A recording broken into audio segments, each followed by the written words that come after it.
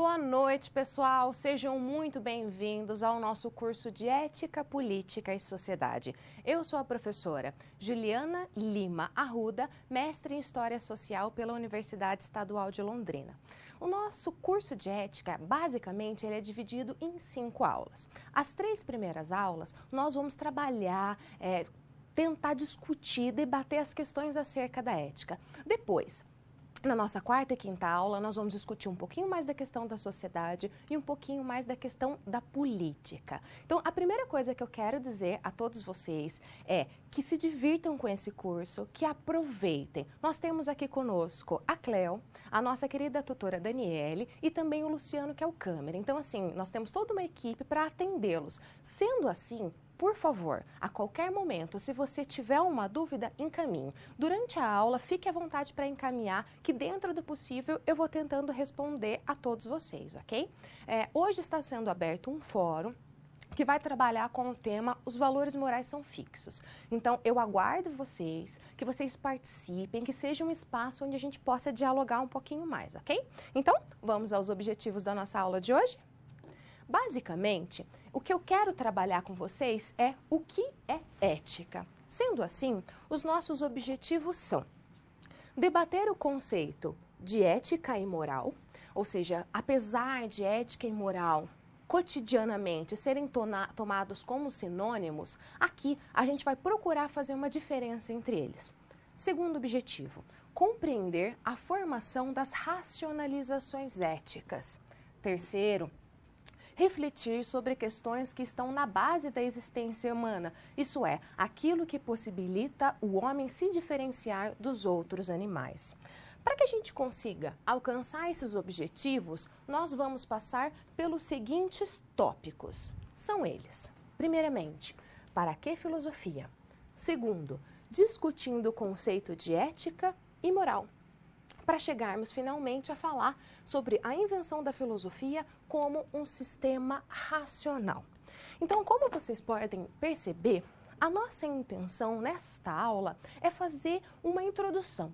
É debater, basicamente, o que é essa história de ética? Será que isso é uma coisa tão complicada, uma coisa tão distante do nosso cotidiano? A minha ideia é mostrar exatamente o contrário. Mostrar que ética e filosofia são coisas que vocês já praticam, são coisas que fazem parte da vida de vocês. Então, para começar, eu quero fazer uma série de perguntas e quero refletir sobre elas. A ideia seria mais ou menos o seguinte: na nossa vida cotidiana, nós afirmamos, nós negamos, nós julgamos, nós aceitamos uma série de situações, sem nunca termos nos questionado sobre elas. Nós vamos chamar isso de evidências do cotidiano. Por exemplo, se alguém se perguntasse assim, perguntasse para você, que horas são?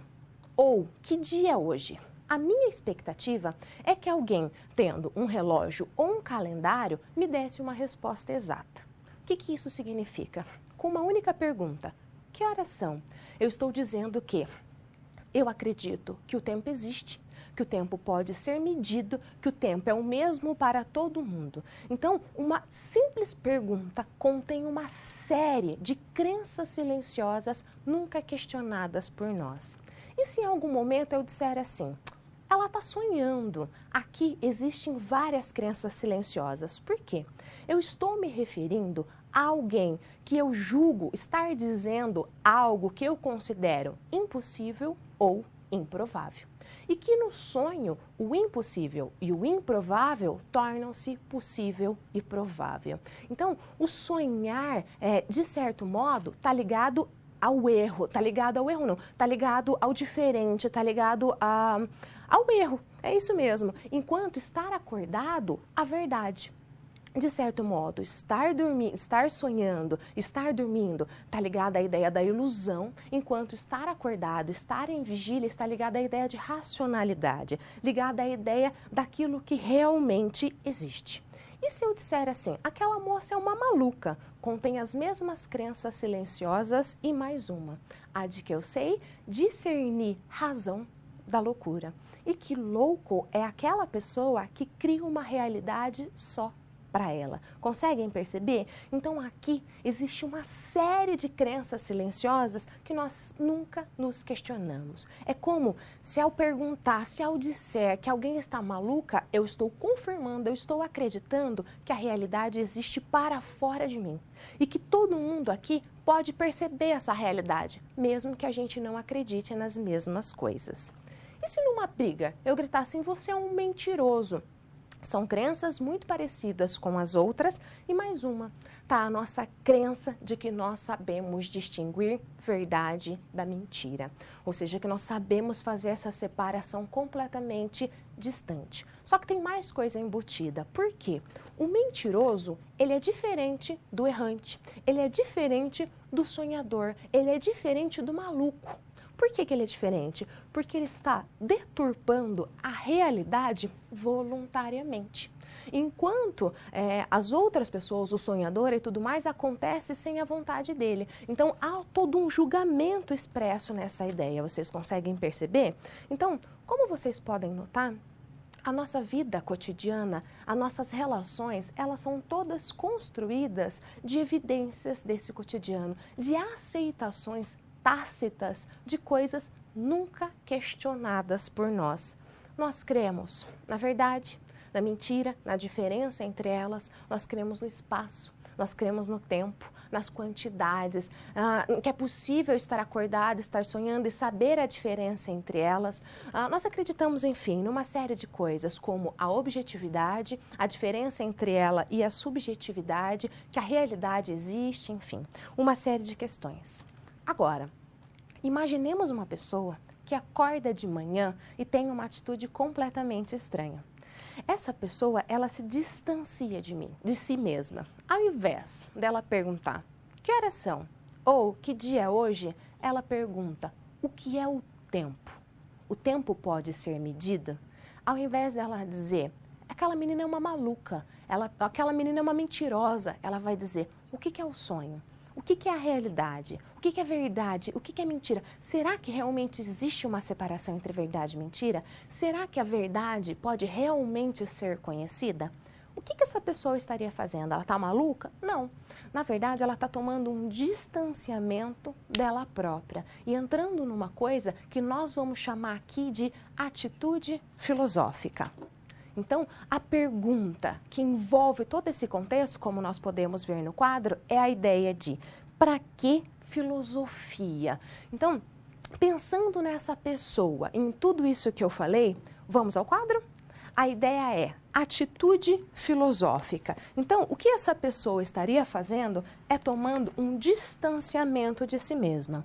É muito comum, quando a gente fala de atitude filosófica, a gente falar de atitude crítica. Mas do que se trata isso? Primeiro, a atitude filosófica nada mais é do que interrogar a si mesmo. Ou seja, a ideia aqui é que você se distancie do seu cotidiano e passe a olhar as coisas que estão à sua frente com um olhar de complexidade.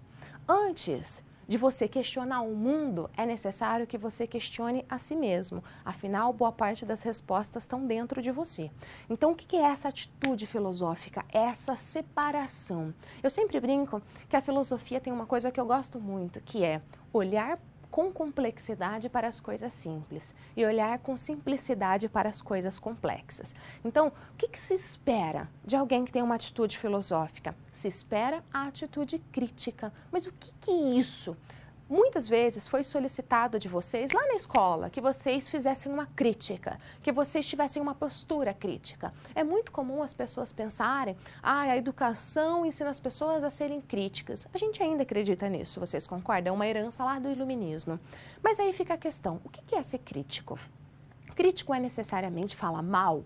Crítico é rasgar e jogar na cara? É fazer esse processo? Nós estamos tomando aqui a crítica, a atitude crítica de uma outra forma. Vamos ao quadro.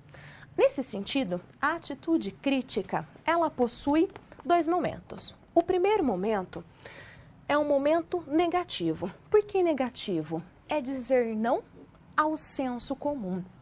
O que é o senso comum, pessoal? Vocês escutam bastante isso também. O senso comum é aquilo que todo mundo pensa. Sabe quando alguém chega e conta uma novidade e todo mundo fala, ah, não, é isso aí mesmo. Ou seja, aquilo que todo mundo pensa sem necessariamente fazer nenhum tipo de crítica. Então, o primeiro momento da atitude crítica é dizer não a isso, é negativa. É você se afastar daquilo que todo mundo pensa. Negativo nesse sentido, não negativo de ruim, negativo de dizer não, desse afastamento, de você parar e falar, peraí, deixa eu analisar de outra forma, deixa eu olhar de outra maneira. Feito isso, você fazendo esse afastamento, a gente vai para o segundo momento, voltando ao quadro, que é positivo. Por que positivo? Porque é a construção de um novo conhecimento. Então, tendo você já analisado todas as questões,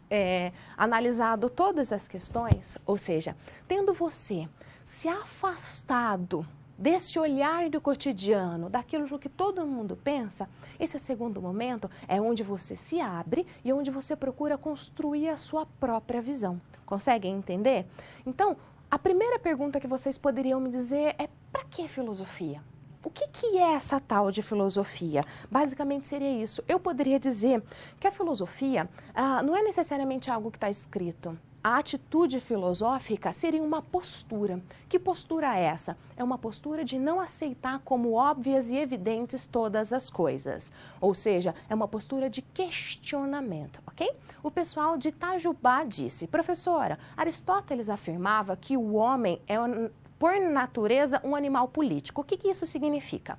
Na nossa quarta aula, nós vamos voltar a falar disso. E amanhã não, semana que vem nós vamos falar novamente sobre Aristóteles. Mas basicamente é no sentido de agregar, tá? O homem não vive numa ilha. O homem é alguém que tem necessidade de viver em contato com os outros. Por isso ele é um animal político. Porém, a gente vai falar disso melhor quando a gente for fazer a definição de política. E isso fica lá para o final das nossas aulas, ok? Mas, de qualquer forma, eu agradeço a pergunta, justamente porque eu quero que vocês participem. Então, para definir essa parte, voltando ao quadro, por favor, a gente poderia questionar: para que filosofia? E eu concluo dizendo: para não darmos a nossa aceitação imediata às coisas sem maiores considerações. O que isso significa, pessoal? Significa que vocês precisam, antes, pensar um pouco. Antes de dar aquela resposta óbvia, aquela resposta exata, é você se questionar sobre as coisas. Sabe, a ideia de você olhar de outra forma? Não existe apenas uma maneira de enxergar as coisas. Existem muitas maneiras. Então, é tentar se dar essa preocupação de olhar por vários outros ângulos. Isso significa que você vai encontrar a verdade? Depende da perspectiva. Há historiadores, há filósofos que acreditam que sim. Eu estou mais para o lado de lá, mas a gente vai construindo isso ao longo das nossas aulas, ok? Pensando exatamente sobre essas questões, eu quero mostrar três imagens a vocês. Vamos a elas. Então, vamos primeiro falar sobre descobrindo a filosofia. A primeira imagem é a Galateia das Esferas, do Salvador Dalí. Eu quero que vocês descubram o que há em comum entre essas três imagens. Esta, que é do Modigliani, e, por fim, esta, A Mulher Chorando, do Pablo Picasso. Ok? O que há em comum entre essas três imagens? Tenho certeza que a resposta de vocês vão ser: são mulheres. E isso está extremamente correto. Mas aí fica uma dúvida. Será que esses autores não conseguiram mostrar as mulheres tal qual elas são devido à falta de habilidade? Será que faltou ao Dalí, ao Modigliani e ao Picasso habilidade artística para mostrar a mulher tal qual ela é, na sua plenitude, na sua misteriosidade? Eu não sei nem se existe essa palavra. Será que é essa a questão? Eu vou partir do princípio que não. Eu vou partir do princípio que esses três autores olharam para mulheres diferentes e interpretaram ela de forma diferente. O que eu quero dizer com isso? São mulheres. Teoricamente seria uma única coisa. A gente sabe que não é, mas teoricamente seria. Então, esses autores, eles estão interpretando o mundo. O que eu quero dizer com isso? Eu quero fazer uma analogia entre, basicamente, o artista e o filósofo. E também, aproveitando a deixa do pessoal de Frederico Westphalen, o pessoal da administração, por que não? O pessoal pediu para eu falar sobre a importância da filosofia para a profissão de administração. Primeiro, já pontuando, Eu gosto muito dessa questão, porque a gente sempre procura uma utilidade das coisas. Na minha cabeça, a utilidade da filosofia está nela própria. Por quê? Eu não parto do princípio que filosofia é simplesmente aquilo que está no livro. Para mim, filosofia é uma coisa que está na vida. E a partir do momento que você é um ser humano, você já necessita disso. Basicamente, filosofia tem a ver com a tua própria vida.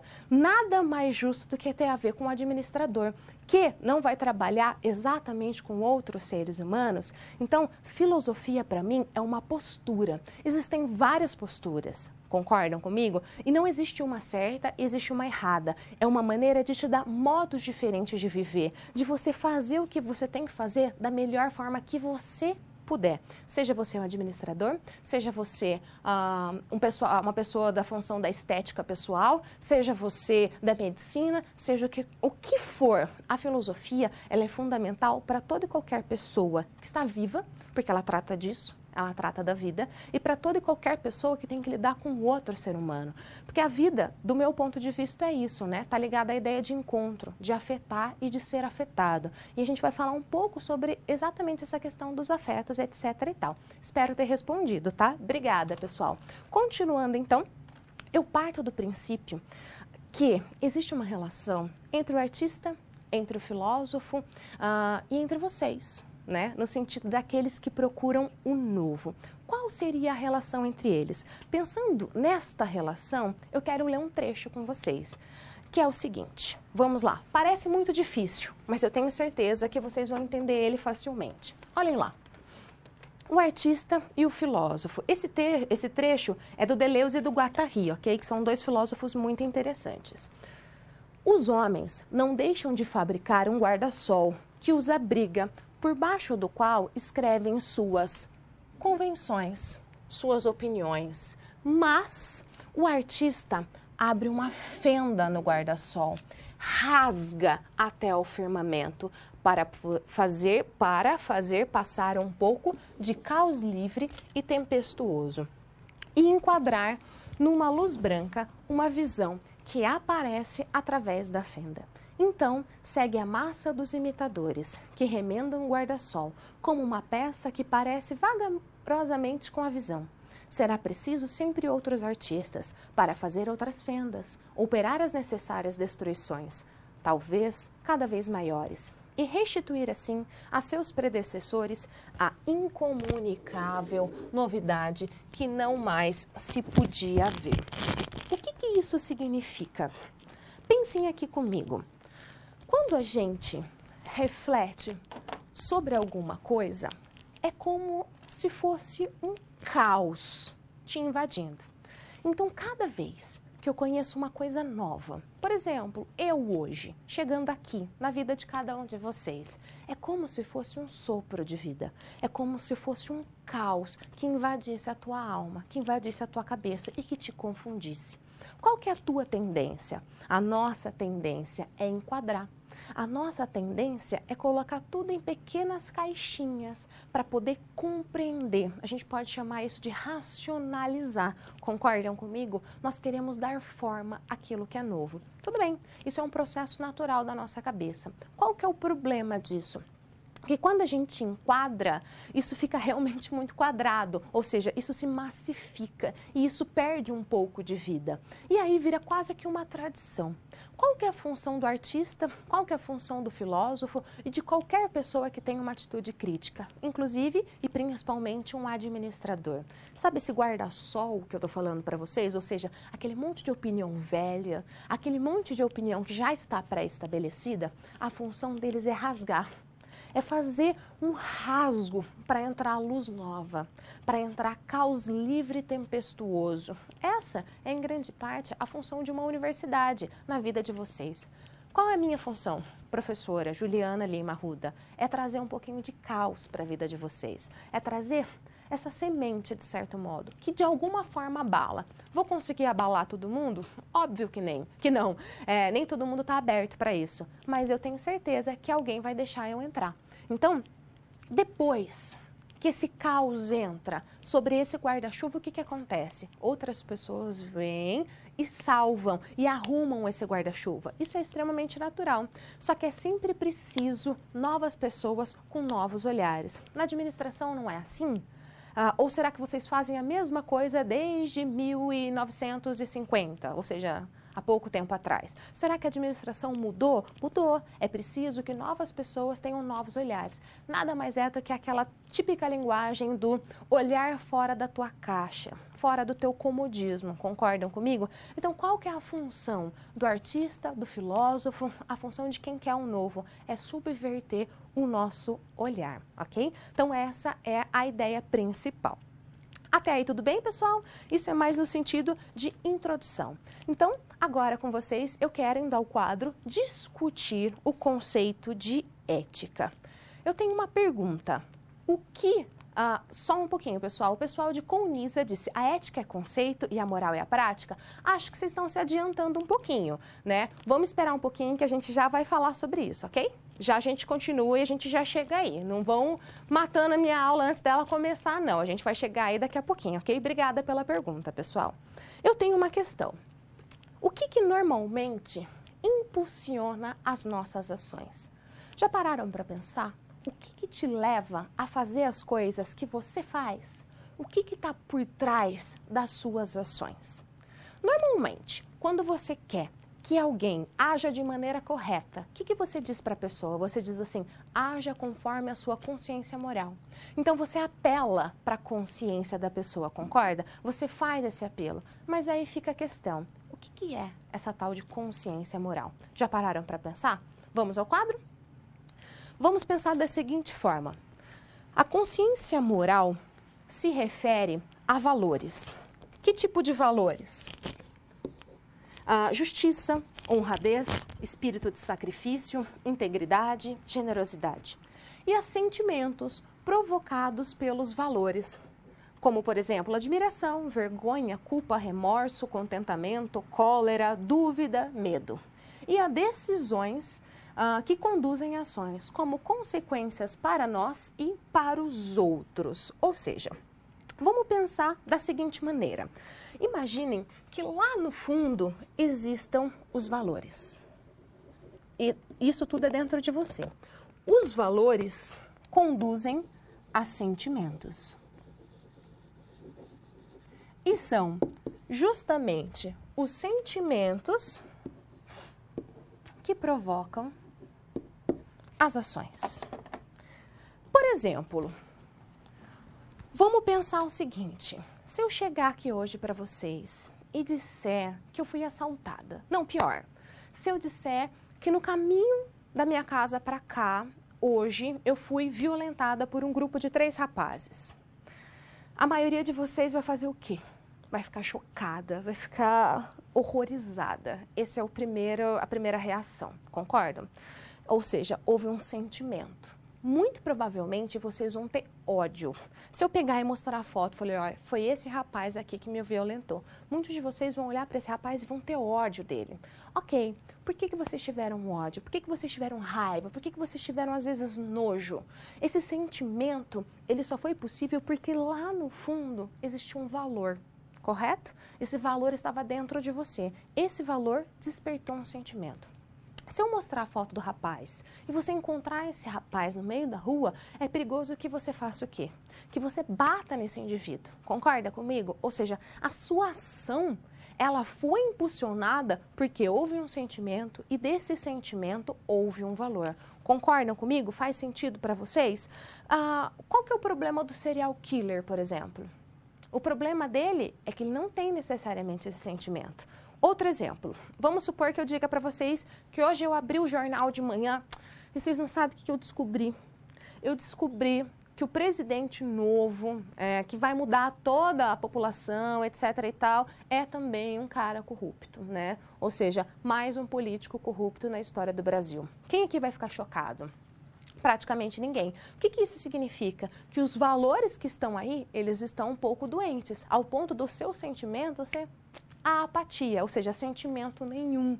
Estão entendendo? Isso nem te causa revolta mais. Esse é o drama, por exemplo, do serial killer. Então, por que a gente se assusta tanto com determinadas coisas? Por quê? Por que a gente faz determinadas coisas? Porque há esse sentimento, e esse sentimento, ele é justamente despertado através das nossas sensações, que vêm exatamente através dos nossos valores, ok? Só que há algo por detrás desses valores. Vamos ao quadro. Basicamente, como vocês podem perceber, constantemente estamos fazendo julgamentos.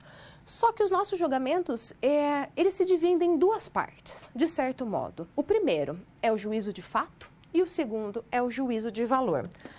Quando eu olho para fora da janela da minha casa e digo, está de noite, eu estou emitindo um juízo de fato. E quando eu olho e afirmo, a noite é bela, eu estou emitindo um juízo de valor. Qual que é a diferença entre eles? O juízo de fato, na verdade, ele tem a intenção de falar sobre uma coisa que é real.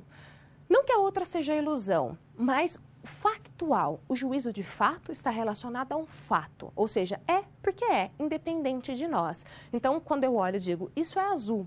Quando eu digo, está chovendo, já está de noite, isso é factual, é um juízo de fato. Mas é por aí que se faz a ética? É por aí que se faz o que nós estamos falando, os nossos julgamentos? Não. Os nossos julgamentos estão exatamente no juízo de valor. O que é o juízo de valor? Quando eu valoro alguma coisa. Quando eu digo, não simplesmente está de noite, mas eu digo, nossa, como a noite está bonita. Ou quando eu digo, eu não gosto de noite. Já anoiteceu, mas eu não gosto de noite. Quando eu digo, é azul e eu detesto azul. Então, aí mora o juízo de valor. Conseguem perceber a diferença? Qual que é a questão? Quando nós fazemos julgamentos, e nós fazemos julgamentos o tempo inteiro, como vocês podem perceber, e isso é muito legal, na verdade, nós estamos falando muito mais sobre nós mesmos do que sobre o outro. Quando eu falo mal de alguém, o que está emergindo na minha fala não é necessariamente característica sobre o outro, mas sobre mim mesma. Quando eu estou falando sobre o outro, eu só posso falar sobre o outro a partir do quê? A partir dos meus valores. Então, o meu valor está se mostrando. Quando eu falo mal de alguém, eu falo automaticamente aquilo que eu considero bom e aquilo que eu considero ruim. Conseguem perceber? Então, a coisa está aí um tanto quanto expressa. Então, nesse momento, vocês poderiam me perguntar, mas professora, o que são os valores? Vamos ao quadro? Os valores não são, mas valem. Uma coisa é o valor e outra coisa é o ser. Quando dizemos de algo que vale, não dizemos nada do seu ser, mas dizemos que não é indiferente. Essa frase, ela parece enrolar na cabeça da gente, mas já vocês vão entender. A não indiferença constitui essa variedade ontológica que contrapõe o valor ao ser. Vamos analisar isso direito, desde o começo. Os valores não são, mas valem. O que isso significa? Uma coisa é aquilo que é, outra coisa é aquilo que eu valoro. Quando eu digo, os valores não são, mas valem, então a coisa em si, ela não vale, ela não tem importância. Quando algo passa a ter importância? Quando nós atribuímos valor a ela. As coisas por si só no mundo não são importantes. Quem diz se uma coisa é importante ou não é você. Quem diz que, por exemplo, ter sucesso no emprego é importante é você. Em si, isso não é importante. Ele é importante perante um grupo de pessoas. Eu sempre dou um exemplo muito bobo, mas que eu acho que faz um certo sentido. Para as meninas e para os meninos, né? No sentido de que, sabe quando você está com ciúmes do seu namorado, especificamente ou do seu esposo, de uma pessoa? Às vezes, o seu marido nem reparou na existência daquela pessoa. E você fica assim, você que está percebendo, você que está olhando para tal. Você deu tanto valor para aquela terceira pessoa que antes ele não tinha nem olhado para ela. Ele passa a olhar. Porque é como se ela passa a existir justamente porque você lhe atribuiu o valor. Então, voltando, as coisas não são, mas valem. Quando eu digo são, eu falo sobre a essência das coisas. As coisas não são, elas não têm essência, elas têm mutabilidade. Porém, eu dou valor a elas e elas passam a existir. Vamos voltar ao quadro. Uma coisa é o valor e outra coisa é o ser. Quando dizemos de algo que vale, não dizemos nada do seu ser, mas dizemos que não é indiferente. Ou seja, quando dizemos de alguma coisa, quando a gente fala mal de alguém, nós não estamos falando sobre aquela pessoa. Nós estamos falando que nós não somos indiferentes àquela pessoa. Porque se eu estou falando mal, é porque aquela pessoa me afetou. Se eu estou falando sobre aquilo, é porque aquilo de alguma maneira me afeta. Então eu não sou indiferente àquilo, ok? Voltando. Adoro essa frase. A não indiferença constitui essa variedade ontológica que contrapõe o valor ao ser. O que é ontologia? É o estudo da essência das coisas. Então, olha bem, a não indiferença constitui esta variedade ontológica que contrapõe o valor ao ser. Olhem essa frase, a não indiferença é a essência do valer. O que é a não indiferença? É se importar.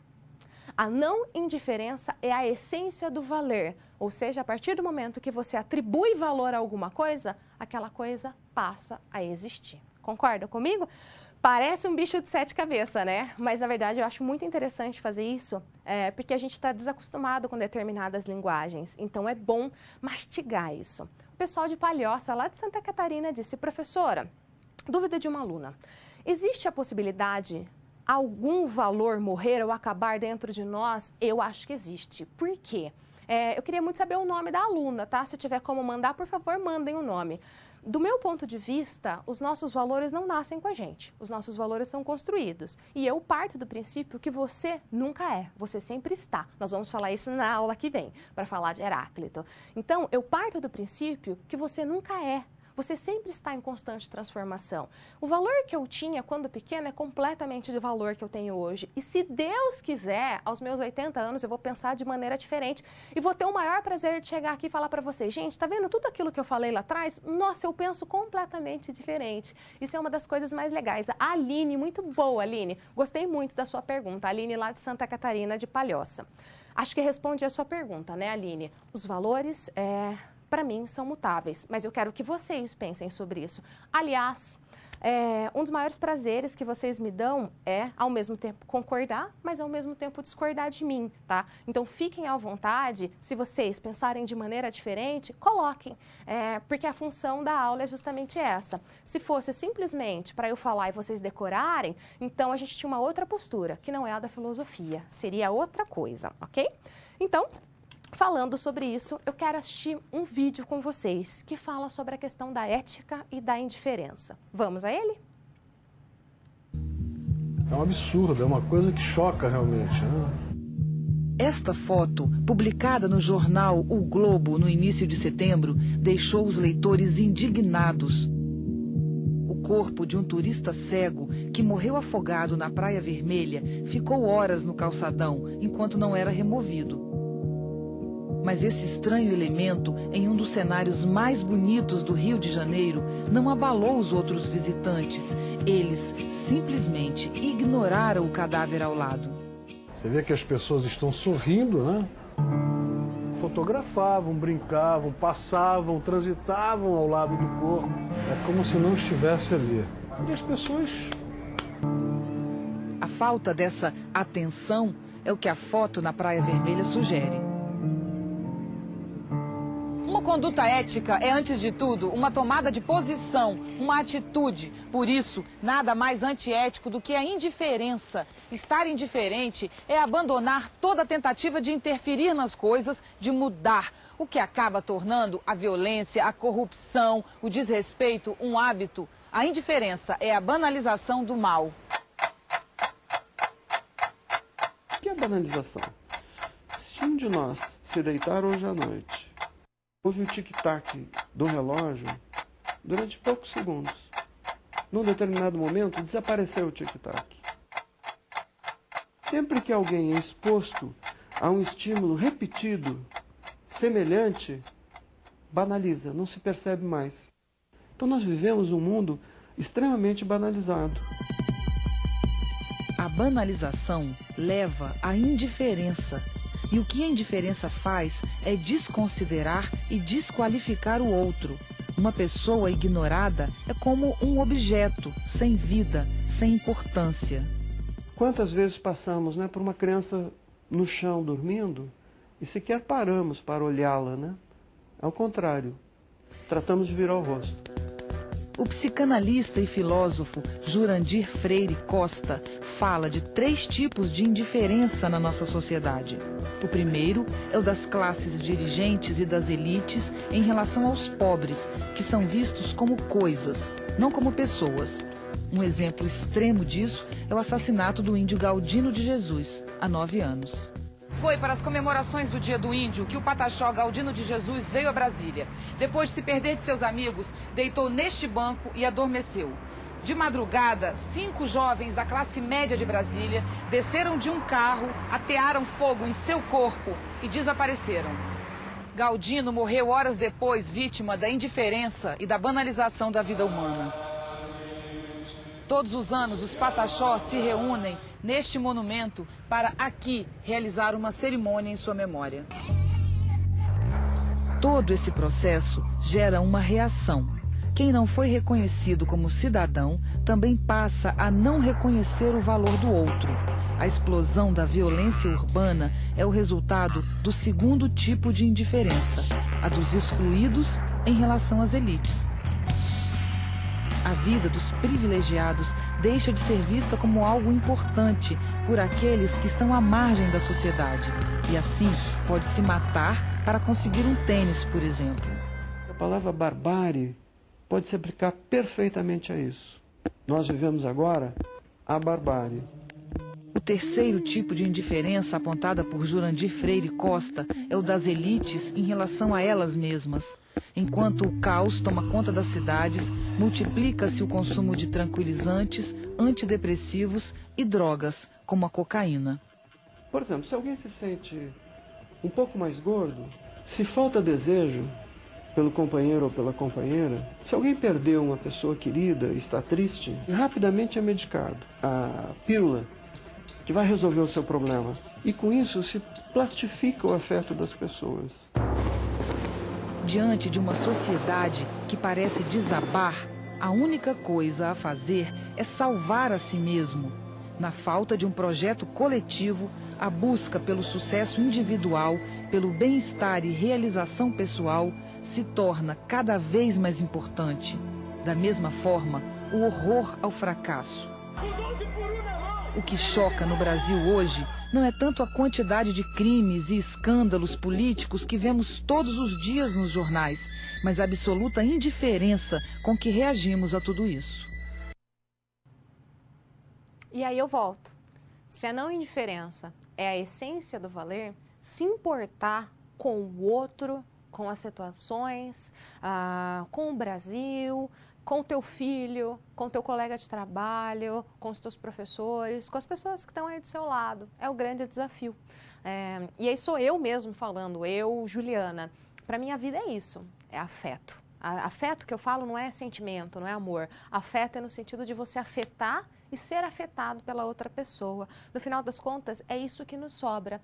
Então, a grande dificuldade na educação, a grande dificuldade em você coordenar uma empresa, em você coordenar um país, enfim, uma série de coisas, é esse olhar, é essa sensibilidade. Estão entendendo o que eu quero dizer? E aí fica uma questão.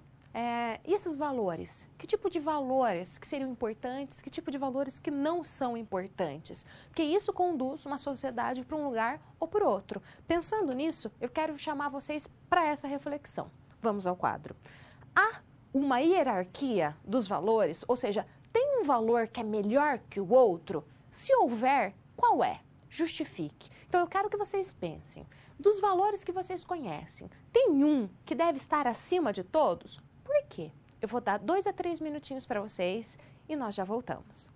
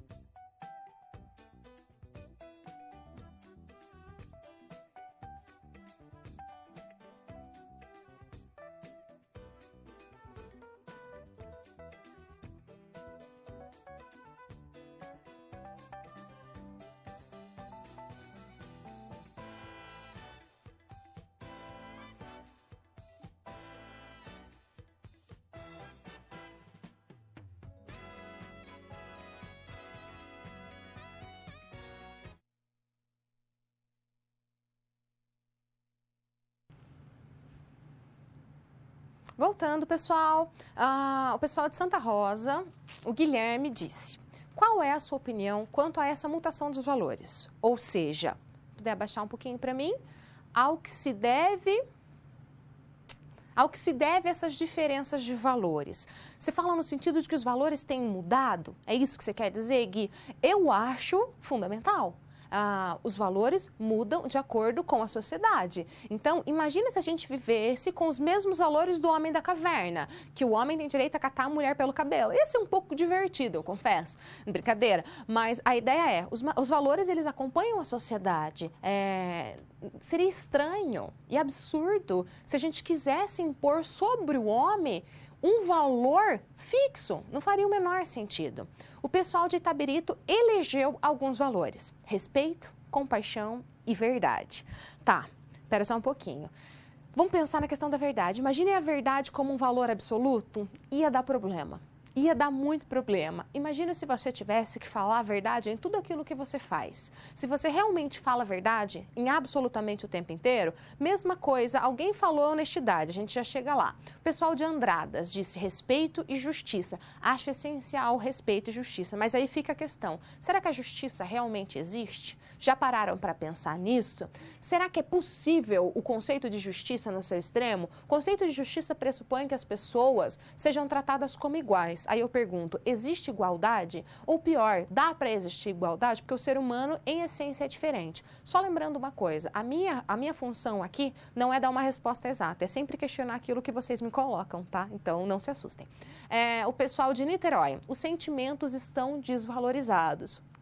Eu também acho, nós estamos vivendo um momento de racionalização extrema e de desmotivação dos afetos. O pessoal de Teixeira de Freitas, a aluna Sueli, responde honestidade. Sueli, entendo o que você quer dizer, mas eu pergunto, será que precisa realmente ser honesta em tudo? Imagina uma pessoa honesta em tudo, uma pessoa que você chega do salão e fala, fiquei bonita. Ela fala, não, tá uma porcaria o seu cabelo, mãe, fique em casa, não vai pro casamento, que seu cabelo tá duro, parece que se você bater na parede, você vai quebrar a parede, vai derrubar a noiva, ou seja, honestidade é um valor legal? É, essencial. Mas será que honestidade deve ser o valor que está acima de todos os outros valores? O pessoal de Lagoa da Prata, o respeito ao próximo. Engraçado, eu parto do princípio que, eu gostei muito das respostas de todo mundo, tá? Mas eu parto do princípio que, para eu respeitar o próximo, quem é a pessoa que eu tenho que respeitar antes de tudo? A mim mesma. Eu tenho que me considerar parte do todo. Eis aí o nosso drama. Nós não somos parte do todo, nós somos um ser humano desligado. É como se a gente estivesse vivendo numa ilha. Então, na minha cabeça, posso dar a minha resposta? Que não é a correta, tá? Mas se alguém me fizesse essa pergunta, eu responderia isso. Para mim, o valor essencial deveria estar relacionado à ideia de vida. Não sei se conseguem entender o que eu quero dizer. Não é um valor como vocês estão colocando, mas a vida, para mim, deveria estar em primeiro lugar. Não está. Não está. E, às vezes, a sua vida, em primeiro lugar, ela pode causar o extermínio de outra vida. Por isso que é complexo o assunto. Mas eu adoro coisas complexas e que deixam a gente bem confusos, certo? Pessoal, um abraço para todo mundo, obrigada pela participação, vocês estão bombando ali no chat, isso me deixa extremamente feliz. Vamos dar continuidade na nossa aula? O nosso mundo cultural, ele é um sistema de significados já pré-estabelecidos. Sendo assim, quando nós chegamos, nós já encontramos uma série de valores prontos. Existem os valores religiosos, os valores estéticos, os valores éticos. Então, todos esses valores estão por aí. De um modo geral, existem vários tipos de valores, mas hoje eu quero me ater basicamente aos valores éticos e os valores morais, ok? Eu gostaria que vocês parassem para pensar. Essa é uma aula de ética. Essa aula é dada em todos os cursos, não necessariamente da forma como vocês estão vendo. Ética é um assunto que é debatido, desde muito antes de Cristo nascer. Lá, desde Sócrates, se discute ética. Por que que ninguém ainda chegou num consenso? Por que que não existe uma cartilha que diga assim, os 10 mandamentos éticos? Existe, gente? Será que cola? Será que funciona? Se eu chegar aqui hoje para vocês e falar, pessoal, eu descobri, tive uma sacada, eu vendo por 1 milhão, mas a questão não é essa. Eu descobri que existem 10 comportamentos éticos. Se você fizer essas 10 coisas, você vai ser considerado um sujeito ético. E o pior, se eu disser assim, esses 10 comportamentos éticos te garantem a felicidade. Isso dá para fazer? Isso existe? Será? Algumas pessoas tentam, isso se chama autoajuda. Os livros de autoajuda são isso. É as 10 maneiras de encontrar o sucesso, as 10 maneiras de ser feliz. Mas a resposta de vocês, eu quero que ela parta do próximo slide. Vamos a ele. Olhem aqui. Essa frase é do general Pompeu, o general romano do século I a.C. Ele diz o seguinte: navegar é preciso, viver não é preciso. O que isso significa? No primeiro momento, você pode entender, é preciso navegar. Viver não é necessário, mas não é assim que eu quero que vocês entendam. Navegar é preciso, tem precisão. Quando eu quero chegar de um lado a outro no mar, eu uso bússola, eu uso uma série de ferramentas que me indicam um caminho. E esse caminho faz com que eu chegue até lá. E viver? Viver tem precisão? Será que eu consigo realmente te dizer o caminho certo? E eu vou garantir que você chegue no lugar certo? Que você encontre a felicidade e uma série de coisas? Eu parto do princípio que não. Eu parto do princípio que viver é impreciso. Então, eu parto do princípio que não é possível fazer uma cartilha ética, que eu posso dar essa aula 1000 vezes e cada vez que eu for dar essa aula, ela vai ser diferente, porque ela vai afetar você de maneira diferente. E ser ético... e teve uma aluna que falou isso e eu gostei muito, que ela disse exatamente isso, que os valores dependem do lugar onde você está, que ele é contextual. Isso é Aristóteles, tá? A gente vai ver na aula que vem. Então, ética também tem um pouco disso. Tem essa ideia de... depende do contexto. Claro, cada autor, ele parte de um princípio, ok? Então, no dia a dia, a gente usa ética e moral como sinônimos. Mas aqui, a gente vai fazer uma separação. Vamos ao quadro? Ética. E aí, respondendo uma dúvida que o pessoal perguntou lá no comecinho da aula. A ética refere-se a um conjunto de valores, noções e princípios que servem como base para a vida moral, tendo como característica ser mais generalizante e universalizante. O que eu quero dizer com isso? Tomem cuidado. Eu estou dizendo que a ética é universal e geral? Não. Eu estou dizendo que ela quer ser. Que ela tem vontade de ser geral. Ela tem vontade de ser universal. Ela tende, mas não significa que ela é. Voltando ao quadro. A moral, ela é o conjunto de regras de conduta. Então, nós estamos falando de regras, tá? De condutas assumida pelos indivíduos que fazem parte de um grupo social, com a finalidade de organizar as relações interpessoais segundo os valores éticos, como de bem e de mal. O que isso significa, pessoal? A ética, ela é mais abstrata. Ela fica no campo da reflexão intelectual. A ética está relacionada ao pensamento, ok? A moral, ela é uma prática. Então, a gente pode dizer que a ética é a reflexão, a abstração da moral. E o que é a moral? A moral é a prática de uma ética. A moral, ela está ligada à ação. A moral está ligada ao nosso cotidiano, ok? Então, para definir isso claramente e totalmente, eu quero mostrar um vídeo para vocês de um filósofo londrinense. Vamos ao quadro? Aliás, vamos assistir o vídeo?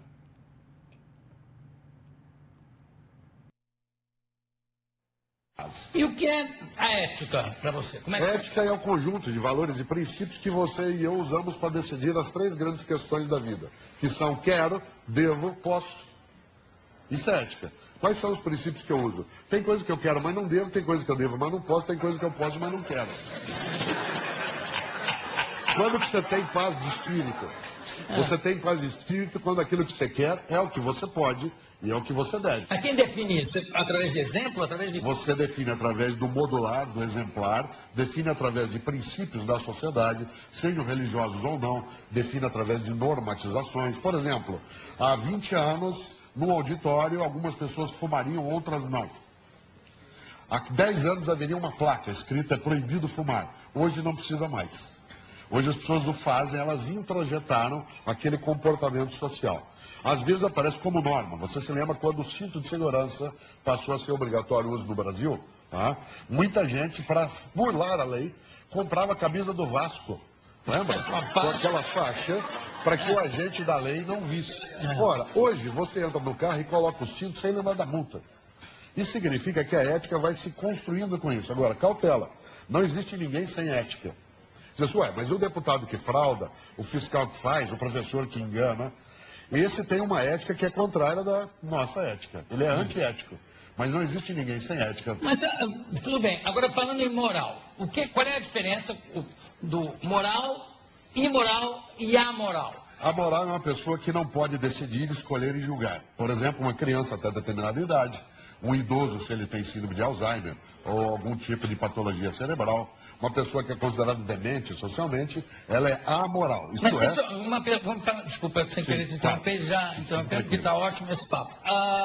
Se você tem 30 anos, às vezes a pessoa diz, não, ele não é nem moral, não é moral nem imoral, ele é amoral. Não, isso não existe. Moral é a prática de uma ética. Ética é a concepção, ética é o princípio, moral é a prática. Portanto, eu tenho um princípio ético, não pegar o que não me pertence. O meu comportamento moral é se eu roubo ou não. O princípio se traduz numa moral. Uma pessoa amoral, ela teria que ser alguém incapaz de decidir, julgar e avaliar. Aliás, a lei chama de incapaz. Você tem gente que é imoral. Quem é imoral? Há pessoas que consideram um beijo entre dois homens imoral. Outras pessoas consideram um beijo moral. Depende da moral que você pratica e ela está na referência da ética que você tem por trás. E da época. E da época. Gostaram do vídeo? Antes de falar sobre isso, eu queria falar sobre o pessoal de Lagoa da Prata. Ah, que fofura essa pergunta. Olha isso. Algo pode ser antiético e moral? Dê um exemplo, por favor. Eu considero que sim. Fiquei pensando aqui na hora, enquanto vocês estavam assistindo o vídeo. Eu diria, por exemplo, é muito comum em alguns países árabes, e aconteceu isso há uns 8 anos atrás, se eu não me engano. Uma mulher, ela foi acusada de ter participado da gravação de um filme pornô. E ela foi acusada e condenada à morte. Como que era a condenação da morte nessa mulher? Ela era enterrada apenas com os seios desnudos para fora. E a população de homem, inclusive o pai dela, era obrigada a ficar ali assistindo e o pessoal jogando pedra nela, ou seja, apedrejando essa mulher até a morte. É moral? Lógico que é moral. Está de acordo com o código de ética daquela religião. Está de acordo com o código de ética daquele grupo de pessoas. É ético? Não. Impossível isso ser ético. Agride a mulher, agride a vida, agride amor ao próximo, agride respeito, ou seja, todos os valores humanos mais essenciais. Algumas tribos africanas que cortam o ímen das mulheres. É moral? Hoje não mais, né? Hoje já é proibido. Mas era moral? Sim, era totalmente moral. É ético? Do meu ponto de vista, não. Muito boa essa pergunta, fiquei muito feliz. Continuando, pessoal. A moral, ela é uma prática de uma ética. Sendo assim, ela muda de acordo com o grupo, com a nacionalidade, com o tempo. Para dar um exemplo disso, eu quero contar para vocês sobre um grupo de pessoas lá na década de 50, década de 60. Era um grupo de negros que criaram um movimento chamado Sit Down ou Sit In. Por quê? Nos Estados Unidos, em muitos lugares do mundo, era impróprio e incomum e ilegal você se sentar ao lado de uma pessoa branca, você negro, sentar ao lado de uma pessoa branca. Então, uma pessoa de pele negra, ela não podia, de repente, entrar num cinema e se sentar junto. É a segregação racial, conhecem essa história? Então, as pessoas sentavam em lugares diferentes. Ela não podia entrar num restaurante de branco, ela não podia comer num restaurante de branco. Existiam pessoas que não comiam nem se tivesse um cozinheiro negro. Então, esse grupo de pessoas, eles entravam em alguns recintos, como bares, etc. e tal, e se sentavam. Só isso, sit down, sit in, eles se sentavam. E o que acontecia? Eles eram expulsos, eles apanhavam, eles eram presos. Por quê? Porque eles estavam agindo contra a moral estabelecida naquela época.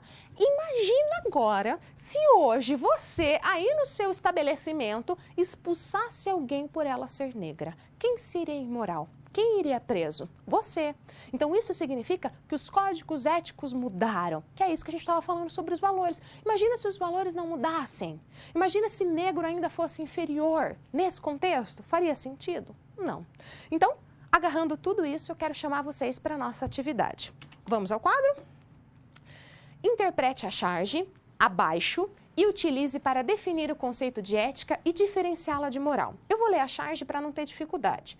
A Mafalda chega e joga uma moeda para a mãe e diz: tome, pensei em ficar com o troco da padaria para comprar bala, mas eu não consegui.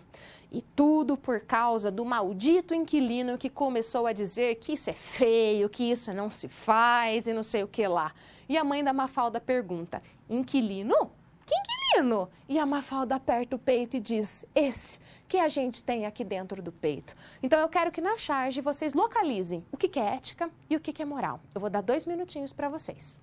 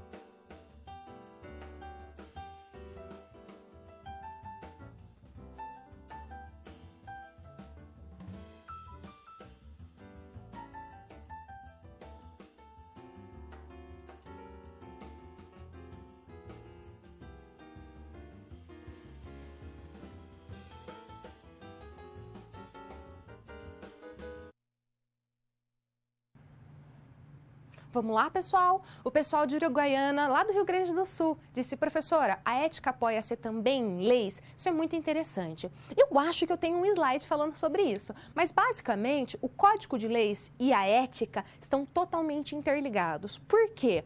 Existe um momento em que o Código de Leis se altera porque a ética se alterou. Vou dar um exemplo para vocês. O casamento homossexual. Por que que hoje é permitido? Por que que a união entre duas pessoas do mesmo sexo é legalmente permitida? Porque a ética foi alterada. Estão entendendo? Então, houve um movimento onde a sociedade mudou, o pensamento das pessoas mudou e a lei teve que mudar. Existe um movimento contrário? Quando a sociedade não mudou e aí a lei vem e muda? Existe. Normalmente não dá certo. Normalmente isso é imposto e aí a coisa não funciona. Então, é um jogo dialético, tá? Dialético, eu quero dizer, é no sentido de movimento, tá? Nesse sentido. Eu não vou entrar no que é dialética, senão a gente fica aqui meia hora. O pessoal de Araranguá, Santa Catarina, disse: a ética é não pegar o que é seu e a moral é o ato de devolver o troco, no caso, o que não é seu. Tá correto. Entretanto, a ética é não pegar, aí ficou associada à ação. Vamos colocar de outra forma. No sentido de ética, é o pensamento, é o inquilino, é a consciência, tá?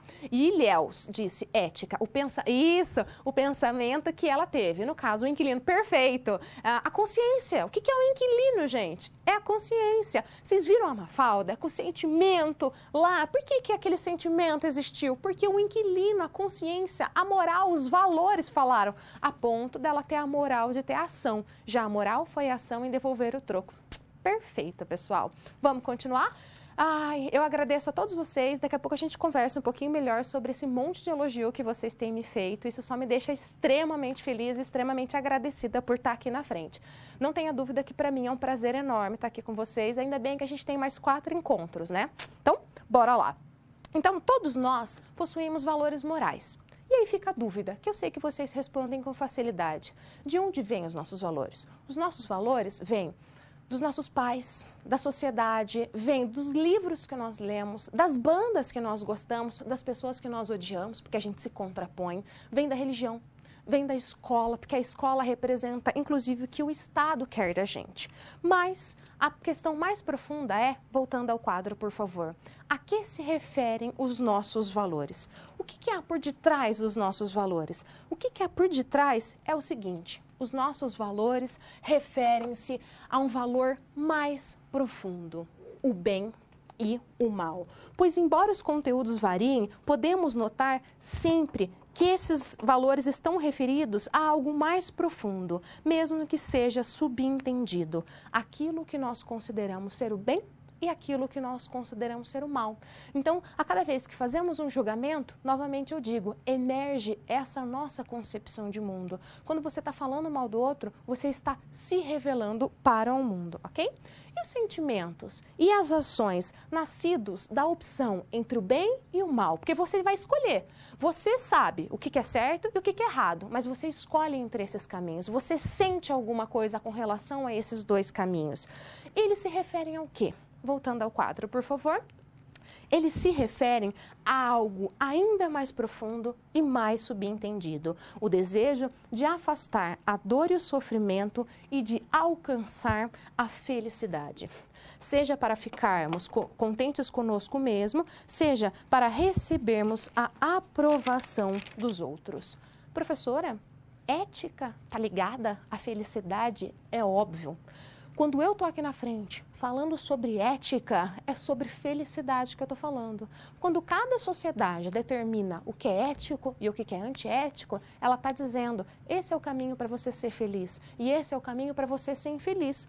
Você poderia me dizer, eu conheço gente que é antiética e infeliz. Eu também conheço. Aliás, todo mundo sabe aqui pelo caminho da psicologia que há um grande prazer em realizar coisas antiéticas. Não sejamos hipócritas. Porém, não sendo hipócritas, eu também pergunto para vocês. Quando vocês vão ensinar para o filho de vocês falem, filho, eu quero que você seja feliz. Você diz para ele assim, não me levem a mal, tá? Mas você diz para ele assim, eu quero que você cresça, que você seja um bandido, que você seja um traficante. Aí que você olha para sua menina e fala, meu amor, eu quero que você seja feliz, que você cresça, que você vai fazer programa, que você vai trabalhar na rua. É isso? Não. Não estou dizendo que isso é certo ou errado e que isso garante ou não felicidade, tá? Não é isso. Livrem-se dos julgamentos. Eu estou dizendo que a sociedade como um todo entende esses comportamentos como antiético. E você relaciona isso com o quê? Felicidade ou infelicidade? Infelicidade, né? Então, feliz, será que é essas pessoas? Na nossa cabeça, a gente associa com não. A gente quer que o nosso filho seja o quê? Um cara bacana, um cara honesto, porque a gente entende que isso vai levar ele para a felicidade, tá? Vamos investigar um pouquinho mais sobre isso semana que vem, quando a gente falar sobre cristianismo, ok? Então, há uma explícita relação entre o bem e a felicidade. E eu diria mais, há uma explícita relação entre o belo e o bem. Mas isso é assunto inteiro para uma única aula.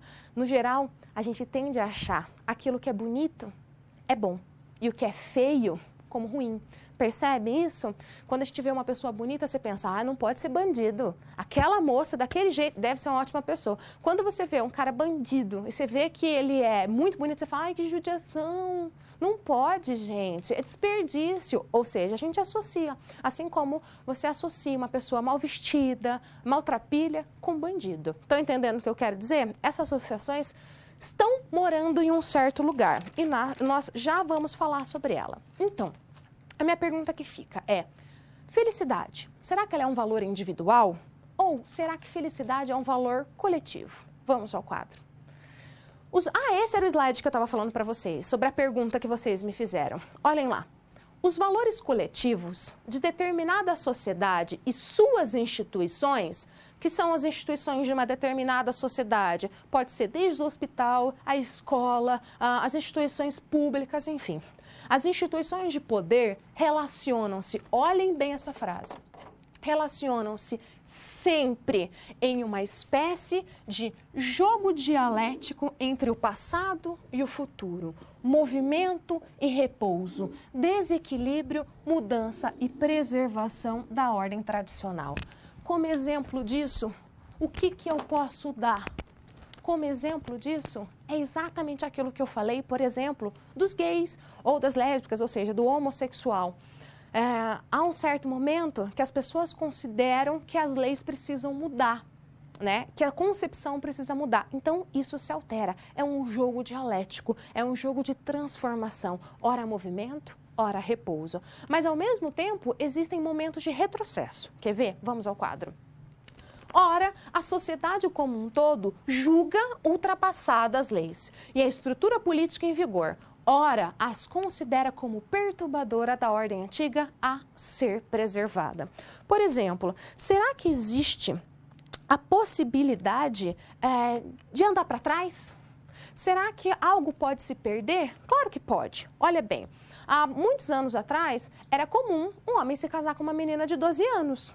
Alguém poderia considerar isso mais liberdade. A sociedade considerou o quê? Não, isso aí está errado. Vamos dar um passo atrás, vamos proibir isso. Ao mesmo tempo que a gente sentiu que ameaçou a tradição. Ao mesmo tempo que a gente pode querer avançar, né? No sentido de dar mais liberdade, de dizer, não, as mulheres precisam de mais espaço. Entendem o que eu quero dizer? Então, essa é a ideia que se faz presente em tudo isso. Mas o que está por detrás? Porque assim, a própria felicidade, que é o que a gente falava agora há pouco, a felicidade ela é coletiva ou ela é individual? A maioria vai responder, ela é individual, sou eu quem decido, concordam? Mas você só decide a sua felicidade a partir de um conjunto, a partir da opinião das outras pessoas. Então, eu parto do princípio que a felicidade é, em grande parte, coletiva. Então, ela está imbuída de uma série de julgamentos. Mas o que está por detrás dos nossos julgamentos? Indo ao quadro. O que está por detrás dos juízos éticos de valor? Basicamente, nós temos duas coisas. Qual a origem da diferença entre dois tipos de juízo? A ideia de natureza e a ideia de cultura. A natureza, ela é constituída por estruturas e processos necessários que existem em si mesmos, independente de nós. Por exemplo, a chuva, ela é um fenômeno natural que independe de nós. Mas e a cultura? A cultura é diferente. A cultura, ela nasce da maneira como os seres humanos interpretam a si mesmos e os outros na sua relação com a natureza. O que isso significa?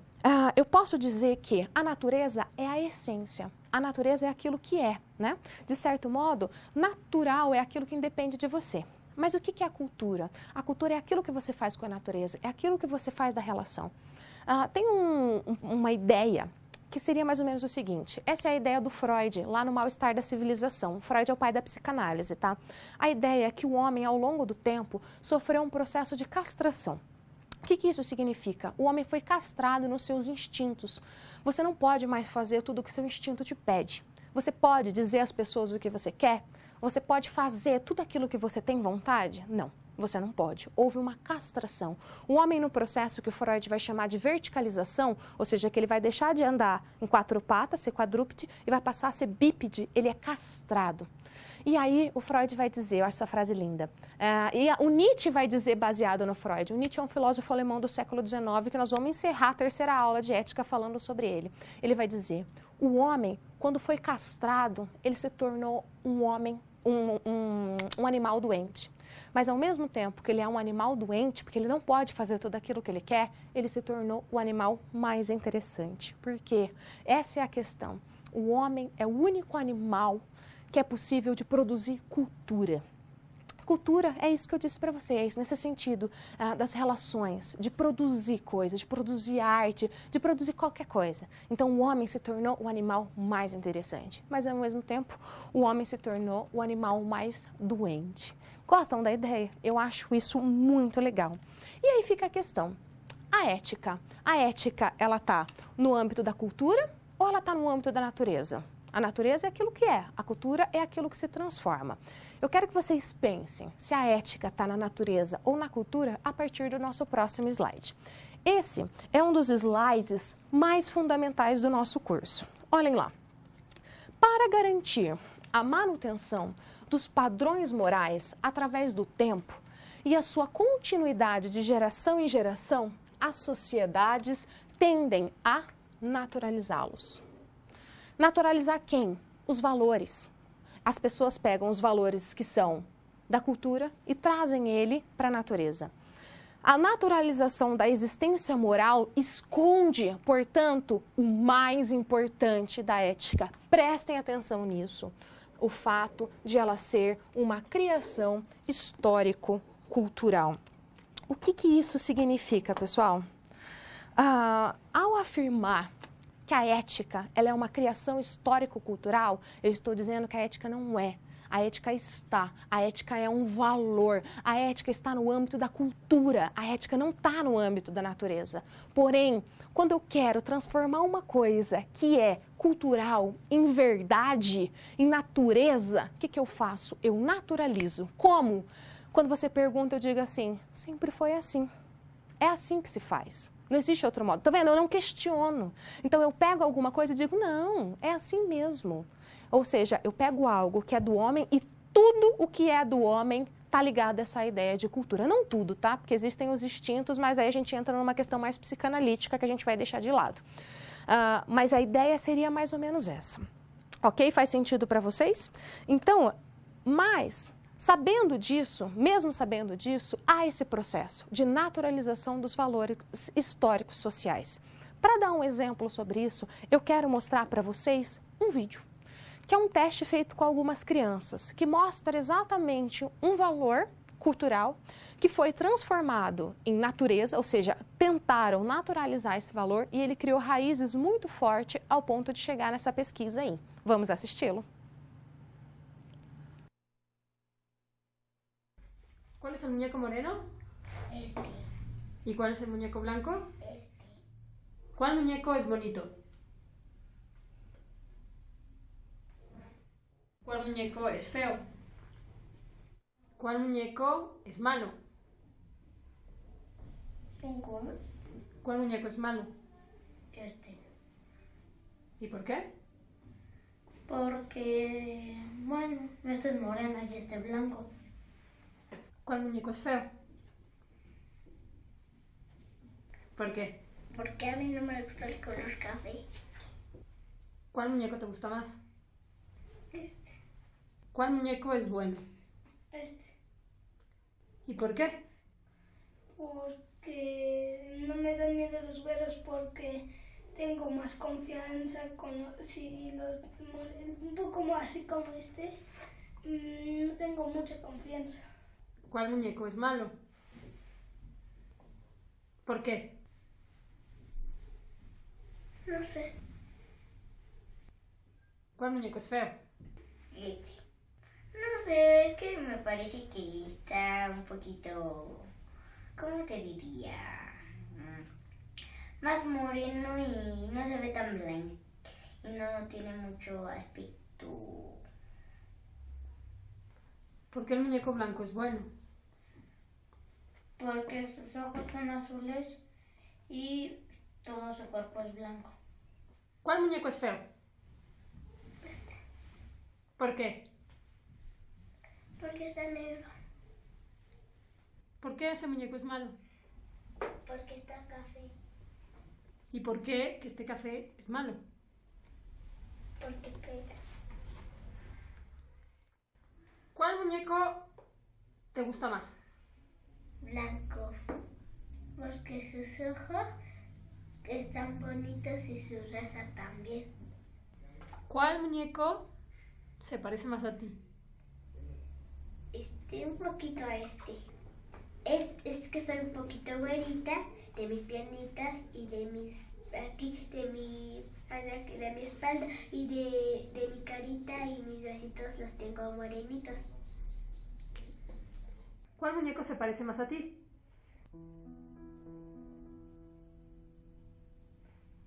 Este. ¿En qué?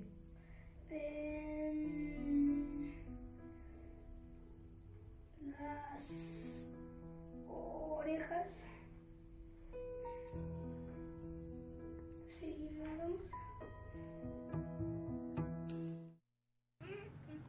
São cenas que nos impressionam, né? Às vezes elas, inclusive, nos machucam. Então, como vocês puderam perceber, durante séculos, a discriminação racial, ou seja, você discriminar alguém por causa da cor da sua pele, foi tido como um valor, ou melhor, foi tido como algo natural e não como algo cultural. Hoje nós sabemos que isso é cultural. Só que nesse processo de naturalização dos valores, que na verdade são histórico-culturais, que parece algo simples, mas que cria raízes tão fortes, que não é à toa que a gente tem que lutar às vezes para que isso deixe de acontecer. E que a gente pare de analisar as pessoas não pela cor da sua pele, mas pelo seu caráter, enfim, por uma série de questões, ok?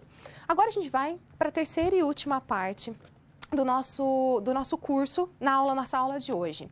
O pessoal de Itajubá fez a seguinte pergunta: professora, a moral apresenta um caráter pessoal? Sendo assim, ela pode ser subjetiva? Eu não sei se vocês leram os slides, mas é exatamente isso que eu quero tratar aqui em diante até o final da nossa aula. Teoricamente, a moral, para que ela, por mais que seja relativa ao grupo, para que ela faça sentido, ela tem que ser subjetiva, no sentido de que eu preciso aderir. A gente já vai falar melhor sobre isso. E o pessoal de Cachoeira perguntou, ela quer que eu resolva os problemas da vida, né? Vamos combinar. Ela fez a pergunta que ela quer que eu resolva o mundo, porque olha bem a pergunta dela. Como viver a ética de valores nessa sociedade, sendo que meus princípios são diferentes dos outros? O dia que a gente encontrar uma resposta exata para isso, a gente vai solucionar o problema do mundo, não vai mais ter guerra, né? O que a gente pode fazer é tentar. É esse respeito ao outro, é tentar colocar a vida como um valor primordial, é tentar entender que o outro é tão importante quanto você. Eu sempre falo isso, a minha maneira de resolver os meus problemas, e não estou dizendo que eu sou referência nem que eu sou perfeita, é só a minha maneira de resolver os meus problemas, é assim. Quando alguma coisa me incomoda, o que eu faço? Eu vou lá e brigo com o outro ou eu tento entender o porquê que aquilo me incomodou? Porque, de certo modo, se me afetou, é porque eu deixei entrar. Então, primeiro, eu soluciono comigo, para depois tentar solucionar com o outro. Estão entendendo? Porque sou eu comigo mesmo, são os meus valores que são tão importantes, né? Mas é complicado. Lidar com o diferente não é fácil. A gente se enfrenta quando a gente lida com o diferente. Mas devagarzinho a gente vai tentando encontrar. Eu não acredito em resposta universal para nada, ok? Vamos continuar? Existe algo paradoxal no campo ético e, do meu ponto de vista, apaixonante. Por quê? Ao mesmo tempo que para haver o cumprimento das regras é necessário que haja liberdade. Vamos ao quadro. A liberdade do sujeito moral. Olhem essa frase. A moral, ao mesmo tempo que é o conjunto de regras, é também a livre e consciente aceitação das normas. Olhem bem, isso vai de acordo com o que a colega colocou agora há pouco. Vou dar um exemplo para vocês. Em alguns países europeus, principalmente Suíça, coisas assim que são países de primeiro mundo, você não tem um jornaleiro, você tem uma banca de jornal. Então, como que funciona? Você vai até a banca de jornal e você deposita a sua moeda e você tira o jornal, ok? Só que e se você pegar o jornal, mas não depositar a sua moeda, o que vai acontecer com você? Nada, absolutamente nada. Então, a decisão de você colocar ou não a moeda foi uma decisão o quê? Ética, uma decisão moral. Estão entendendo o que eu quero dizer? Houve liberdade para isso. Mais um exemplo. Vamos supor que você está dirigindo numa rodovia e você está lá a 115 por hora. Aí você olha e vê que na placa está escrito que o máximo é 110. certo? Se você, por livre consciência, por saber, você olhou e soube, consciência de saber, você soube que é 110 e por liberdade você decidiu, não, eu vou retroceder, eu vou diminuir o velocímetro e vou andar a 110 por hora dentro do limite, a sua decisão foi ética, ok? Agora, se você, ao ver o 110 e depois você viu lá na frente uma câmera, um radar, aí você freou porque você não queria levar a multa, isso foi ético? Não. Isso foi de acordo com a lei, não que de acordo com a lei não seja ético, mas a ideia é outra, é tentar entender o campo moral. A ideia é, você não está construindo um sujeito ético a partir do momento que você só coloca leis. Leis são necessárias? São, mas eu estou falando de outra coisa. Pensem aqui comigo, para que algo seja realmente moral, é necessário que haja liberdade. Um exemplo que eu acho absurdo e é muito do nosso cotidiano. As escolas, principalmente escolas de línguas, é muito comum ter colocado agora câmeras dentro da sala de aula. E a mãe fica em casa assistindo a criança o tempo inteiro. Primeiro que eu já acho que essa mãe é doente da cabeça, vai fazer outra coisa da vida do que passar o dia assistindo o filho na escola. Mas o que nós estamos ensinando para essa criança? Nós estamos ensinando ética, nós estamos ensinando que ela deve agir de acordo com o que é certo, o que é errado, que isso também é questionável, mas vamos deixar lá para frente. Independente de quem está vendo? Não. Nós estamos ensinando assim, filho, faz o certo porque tem gente olhando.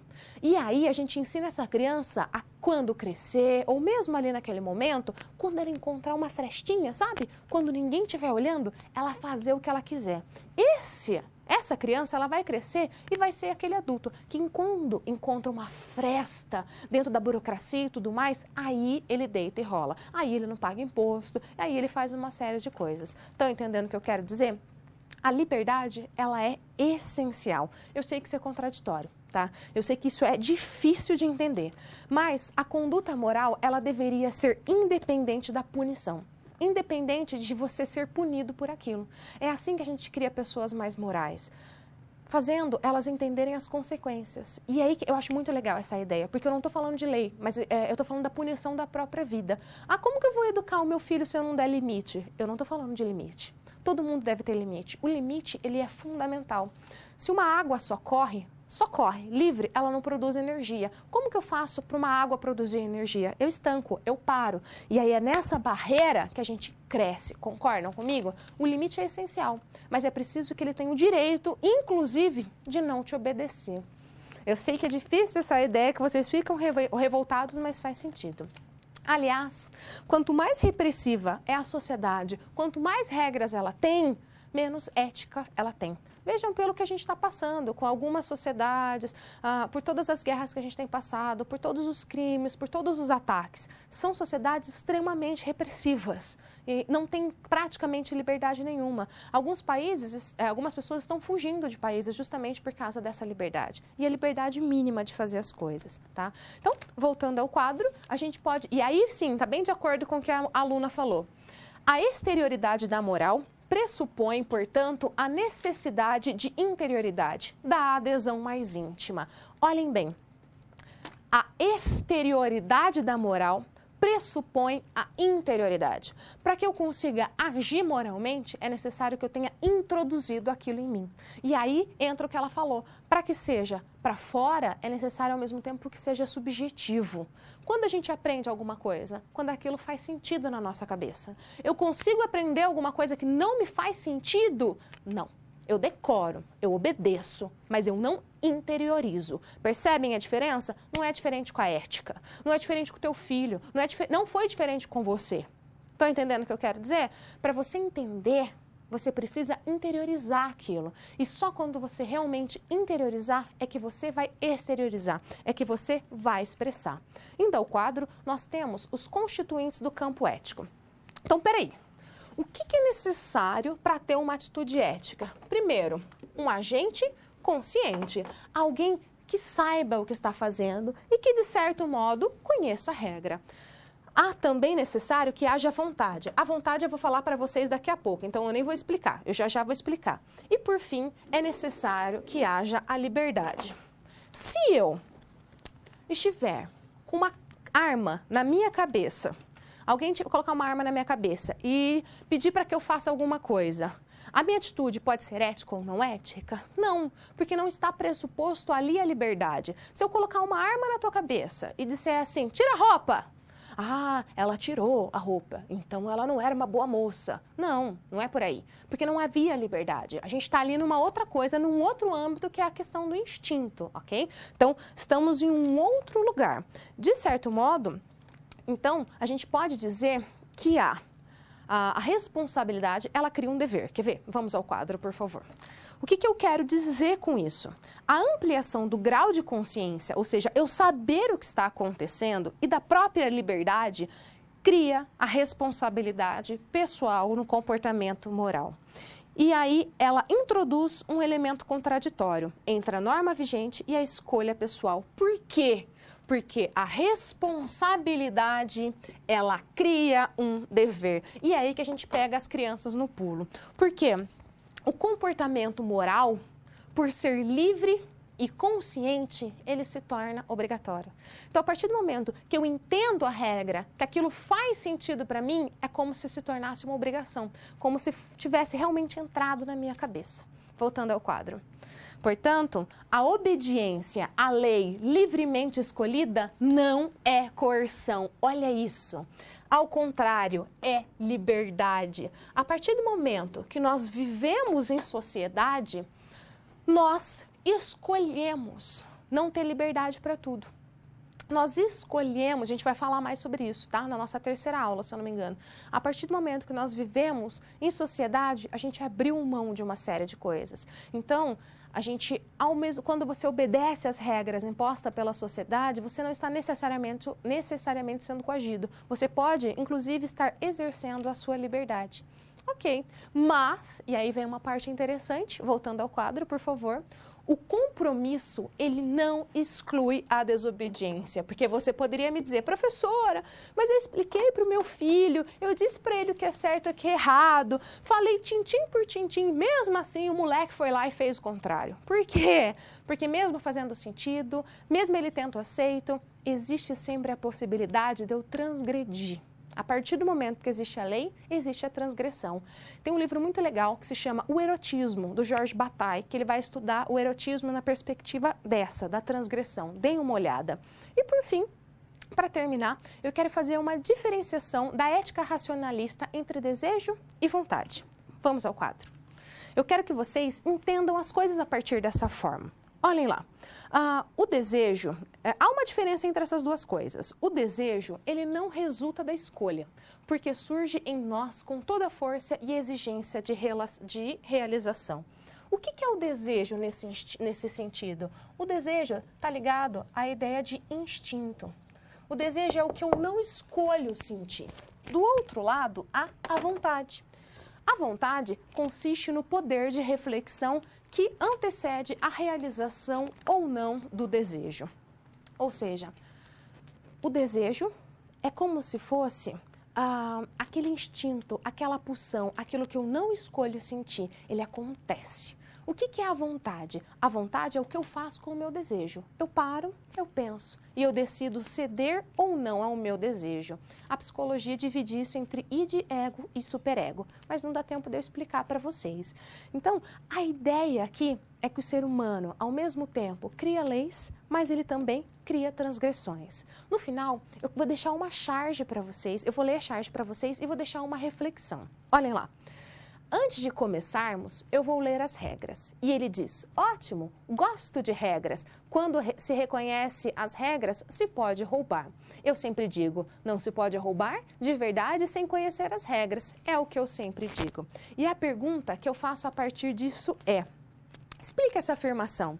O ser humano, diferente do animal, é capaz de produzir interdições. Então, eu quero que vocês pensem nisso, nas transgressões. E para finalizar a nossa aula, que o nosso tempo já estourou, eu queria mandar um beijo, um abraço e agradecer imensamente o pessoal de Carlos Chagas, Teixeira de Freitas, Bahia, Lagoas, da Prata, Bom Jesus, Divinópolis, Cabo Frio. Gente, quanta gente! Jataí, Palmeira dos Índios, Caruaru, Campos dos Goiatacazes e aí por diante. E agradeço a todos vocês. Obrigado por estarem comigo nessa quinta-feira. Um abraço enorme, uma boa noite e eu vejo vocês lá no chat comigo, ok? Até logo!